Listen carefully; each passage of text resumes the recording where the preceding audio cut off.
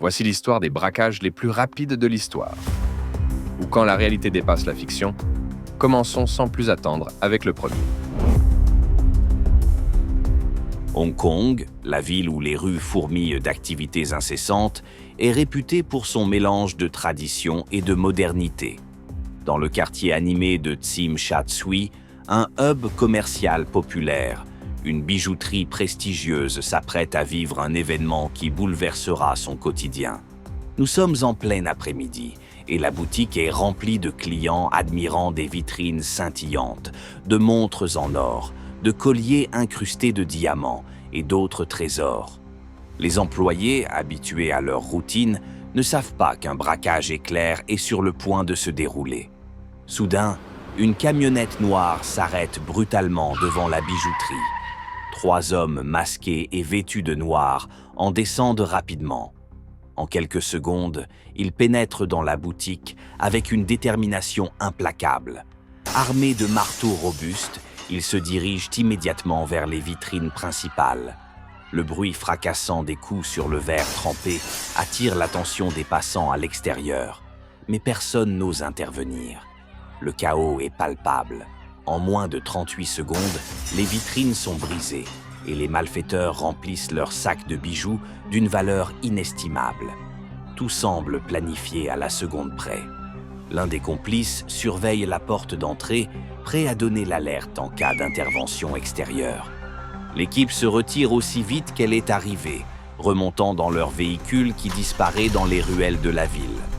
Ce cambriolage parfaitement exécuté a pris moins de temps qu'il n'en faut pour préparer un café. Les employés et les clients, encore sous le choc, appellent immédiatement la police. Les dégâts matériels sont considérables, les vitrines sont en miettes et la bijouterie a perdu des montres de luxe, des colliers en or massif et des bagues incrustées de pierres précieuses. Le montant estimé du butin s'élève à plus de 5 millions de dollars hongkongais, environ 640 000 dollars américains. Les forces de l'ordre arrivent rapidement sur place et commencent leur enquête. Les caméras de sécurité ont capturé des images des suspects, mais ils étaient masqués et portaient des vêtements larges, rendant leur identification difficile. Les autorités suspectent qu'il s'agit de professionnels appartenant à un réseau criminel international. Ce mode opératoire rappelle des braquages similaires perpétrés en Europe et en Asie. Dans la foulée, la peur s'installe parmi les commerçants de Hong Kong. Les bijouteries, conscientes de leur vulnérabilité, redoublent de vigilance. Des mesures de sécurité renforcées sont mises en place. Embauche de gardes armés, installation de vitres pare-balles et déploiement de systèmes d'alarme sophistiqués. Ce braquage rapide n'est pas un cas isolé. Il reflète une tendance mondiale où des groupes criminels bien organisés s'attaquent aux bijouteries dans des opérations minutieusement planifiées. Ces attaques éclairs, souvent effectuées en quelques secondes, laissent rarement des traces exploitables pour les enquêteurs. Le braquage de cette bijouterie à Hong Kong est un rappel brutal de la vulnérabilité des commerces, même dans une métropole réputée pour sa sécurité. En seulement 38 secondes, ces criminels ont transformé une journée ordinaire en un cauchemar pour les employés et les propriétaires de la boutique.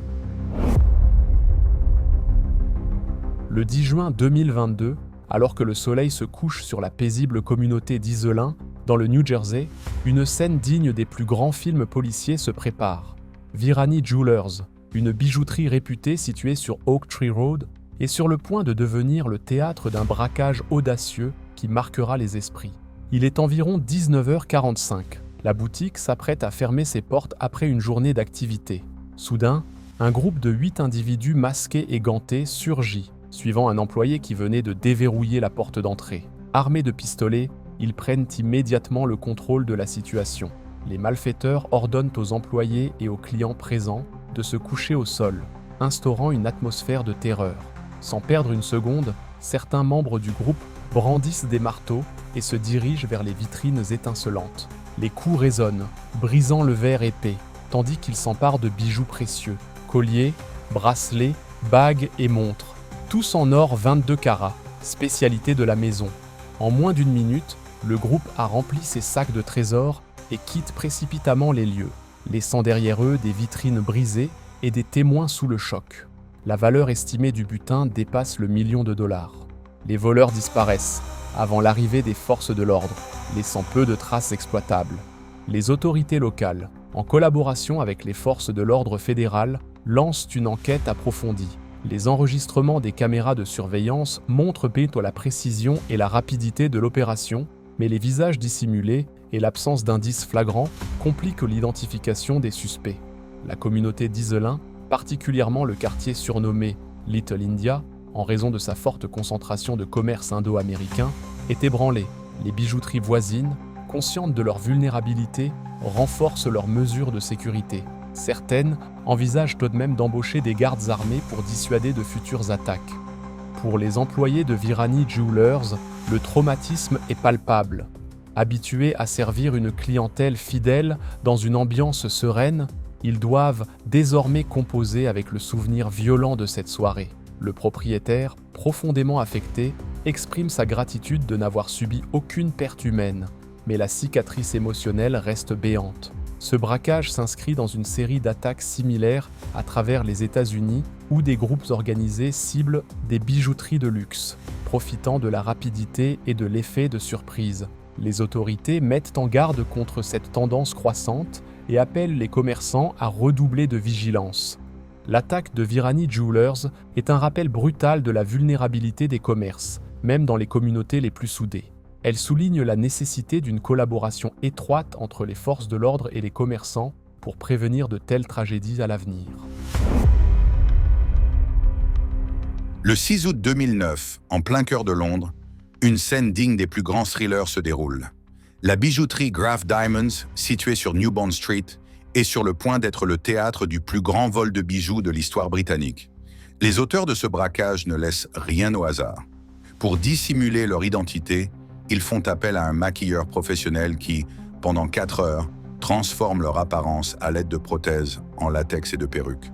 Cette transformation est si réussie que l'un des malfaiteurs s'exclame « Ma propre mère ne me reconnaîtrait pas maintenant ». À 16h40, 2 hommes élégamment vêtus arrivent en taxi devant la bijouterie Graff. Leur allure distinguée ne suscite aucune méfiance. Une fois à l'intérieur, ils sortent des armes à feu et menacent le personnel. Sans tenter de masquer leur visage, confiants dans l'efficacité de leur déguisement, ils forcent une employée, Petra Hénard, à vider les vitrines. Sous la contrainte, elle leur remet 43 pièces de joaillerie, incluant bagues, bracelets, colliers et montres, pour une valeur estimée à 40 millions de livres sterling. Les malfaiteurs ne s'arrêtent pas là. Ils prennent Petra en otage et sortent de la boutique, tirant un coup de feu en l'air pour semer la panique. Après l'avoir relâchée, ils montent dans une BMW bleue et s'échappent. Cette voiture est rapidement abandonnée pour une Mercedes argentée, puis une autre, rendant leurs traces difficiles à suivre. Les autorités, confrontées à un crime d'une telle envergure, se lancent dans une chasse à l'homme intensive. Grâce à un téléphone portable oublié dans l'une des voitures abandonnées, la police parvient à identifier les suspects. Le 20 août 2009, 2 hommes sont arrêtés, suivis par d'autres complices dans les semaines suivantes. Aman Kassei, reconnu comme le cerveau de l'opération, est condamné à 23 ans de prison en 2010. Malgré ces arrestations, les bijoux volés ne seront jamais retrouvés, probablement démontés et revendus sur le marché noir. Ce braquage reste gravé dans les annales comme l'un des plus audacieux et des mieux exécutés de l'histoire criminelle. Il souligne la détermination et l'ingéniosité des criminels, tout en rappelant les défis constants auxquels sont confrontées les forces de l'ordre face à de telles menaces. Nous sommes en avril 2007, à Dubaï, une ville symbole de luxe et de grandeur. Dans le cœur animé du célèbre Wafi Mall, un centre commercial connu pour ses marques prestigieuses et ses vitrines étincelantes, tout semble paisible. Les clients affluent pour admirer les trésors exposés dans les boutiques, notamment la bijouterie Graff, réputée pour ses diamants inestimables et ses montres de haute joaillerie. Mais ce jour-là, une bande de criminels internationaux va transformer cet écrin de sophistication en une scène digne d'un film d'action. Les braquages spectaculaires ne sont jamais le fruit du hasard, et celui-ci ne fait pas exception. Derrière ce casse audacieux se trouve un groupe tristement célèbre, le gang des Pink Panthers. Cette organisation criminelle, composée principalement de ressortissants des Balkans, est experte dans l'art des cambriolages de bijouterie de luxe. Entraînés, disciplinés et incroyablement audacieux, ces voleurs n'hésitent pas à opérer en plein jour, dans les lieux les plus sécurisés du monde. Avant de passer à l'action, les membres des Pink Panthers ont mené une préparation minutieuse. Ils ont observé le Wafi Mall pendant plusieurs jours, analysant les horaires de sécurité, les systèmes d'alarme et les habitudes des employés. Leur plan était audacieux, mais terriblement efficace. Un cambriolage éclair, exécuté en moins de 60 secondes. Le 15 avril 2007, tout est prêt. Le soleil s'est couché sur Dubaï, mais le Wafi Mall reste éclairé. Les voleurs arrivent à bord de 2 voitures de luxe, des Audi S8 flambant neuves, choisies pour leur vitesse et leur robustesse. À 21h, leur abandonne les voitures dans un quartier isolé et les incendie pour effacer toute trace. Les autorités, malgré une intervention rapide, ne trouvent sur place que des carcasses fumantes et un centre commercial ravagé. Les soupçons se tournent rapidement vers les Pink Panthers. Ce gang, responsable de nombreux braquages similaires dans des villes comme Londres, Paris ou Genève, est connu pour sa précision quasi militaire et ses méthodes audacieuses. L'organisation est si bien structurée que ses membres parviennent souvent à échapper au radar des autorités internationales. Pourtant, les autorités de Dubaï ne restent pas les bras croisés. Des investigations approfondies sont lancées et les images de vidéosurveillance du Wafi Mall deviennent un élément clé de l'enquête. On y voit clairement la précision avec laquelle les voleurs ont agi. Chaque mouvement semble avoir été répété des dizaines de fois, chaque seconde exploitée à son maximum. Malgré des mois d'enquête, la majeure partie des bijoux volés ne sera jamais retrouvée. Certains membres du gang seront arrêtés des années plus tard, notamment les plus avancés. Pour les habitants de Dubaï, cet événement est resté gravé dans les mémoires comme un rappel brutal que même dans une ville ultramoderne, le crime peut frapper avec une précision déconcertante. Nous sommes en décembre 2024, en plein cœur de Brooklyn, New York. Les rues animées regorgent de passants, les vitrines scintillent de lumière festive et l'agitation de fin d'année bat son plein. Mais dans cette atmosphère vibrante, un groupe de criminels se prépare à exécuter un braquage d'une précision redoutable, rapide comme l'éclair. La bijouterie, située dans un quartier commerçant fréquenté, est spécialisée dans les pièces de luxe. Or, diamants et montres haut de gamme attirent une clientèle aisée, mais aussi l'attention d'individus aux intentions beaucoup moins honorables. Ce jour-là, les employés de la boutique n'ont aucune idée que leur établissement est sur le point d'être la scène d'un vol aussi spectaculaire qu'effrayant. Il est environ 15h lorsque l'opération commence. Une camionnette banalisée s'arrête brusquement devant la bijouterie. 4 individus masqués et vêtus de noir en descendent précipitamment. Chaque membre du groupe connaît son rôle sur le bout des doigts. Une fois à l'intérieur, l'atmosphère change en une fraction de seconde. Les malfaiteurs, armés de marteaux et de sacs, crient en désordre pour intimider les employés et les clients présents. Une des vitrines exposant les bijoux les plus précieux devient leur première cible. Le bruit fracassant des coups de marteau résonne dans tout le magasin, accompagnant les éclats de verre qui volent dans les airs. En quelques instants, des montres en or, des bagues ornées de diamants et des colliers scintillants disparaissent donc dans leurs sacs. Pendant ce temps, un complice reste près de l'entrée, prêt à donner l'alerte en cas d'arrivée de la police ou de témoins trop téméraires. En seulement 38 secondes, le braquage est terminé. Le groupe s'échappe aussi vite qu'il est arrivé, remontant dans leur véhicule avant de disparaître dans la circulation dense de Brooklyn, laissant derrière eux une boutique dévastée et des employés en état de choc. Les premières estimations des pertes sont vertigineuses. Près de 2 millions de dollars en bijoux et montres ont été volés. Parmi les pièces manquantes, des montres suisses rares et des bagues de fiançailles incrustées de diamants, destinées à des clients exigeants. La police de New York se lance immédiatement dans une enquête intensive. Les caméras de surveillance de la boutique et du quartier révèlent la vitesse et la coordination quasi militaire des voleurs. Mais les malfaiteurs avaient pensé à tout. Ils portaient des gants pour ne laisser aucune empreinte et ont utilisé une camionnette volée, retrouvée incendiée quelques heures après le braquage, à quelques kilomètres de là. Les enquêteurs suspectent qu'il ne s'agit pas d'un acte isolé. Des attaques similaires ont eu lieu récemment à New York et dans d'autres grandes villes des États-Unis.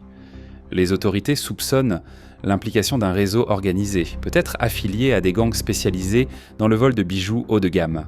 Pour les propriétaires de la bijouterie, le choc est double. Non seulement ils doivent gérer les pertes financières considérables, mais ils doivent aussi rassurer leur clientèle. En réponse à cet incident, de nombreuses bijouteries locales ont investi dans des mesures de sécurité renforcées, vitres pare-balles, détecteurs d'intrusion et gardes armés. Ce braquage de 38 secondes est un rappel brutal de la vulnérabilité des commerces, même dans une ville où la sécurité est omniprésente.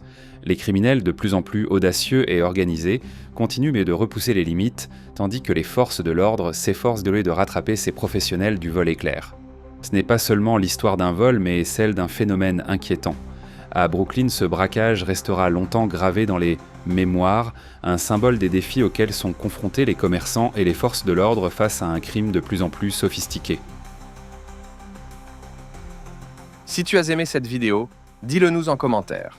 D'ici notre prochaine vidéo, voici notre top des 3 villes les plus dangereuses au monde.